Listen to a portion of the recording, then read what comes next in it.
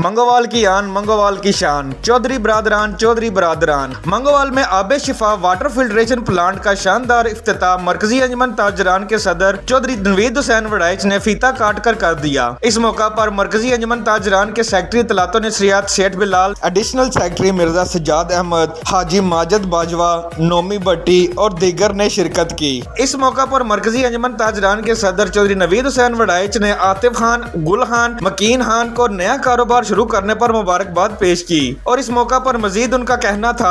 अस्सलाम वालेकुम, मैं आतिफ खान साहब और इन्होंने सारे भाइयों को मुबारकबाद पेश करना जिन्हें मंगोवाल के आबे शिफा फिल्टर के नाम तो मंगोवाल के साफ पानी का बंदोबस्त किया। अलहमदुलिल्लाह मंगोवाल जिस दिन की हलफबरदारी उठाई है, मंगोवाल दिन दुगनी रात चौगनी जरा तरक्की कर रहा है। इस चीज़ की जरूरत सी मंगोवाल जिस तरह लोग शहरों के गैलना की सूरत अपने दुकानों से घर च पानी खड़ते हैं। अलहमदुलिल्लाह आबे शिफा फिल्ट्रेशन जोड़ा ये मंगोवाल हैदर प्लाजे च क्याम हो गया। ये हान जोड़े ने इंशाअल्लाह ताला साफ पानी दुकानों से घरों के पहुँचाएंगे। कैमरामैन अफजाल अहमद के साथ आदिल रहमान मिर्जा, बाखबर दुनिया न्यूज़, गुजरात।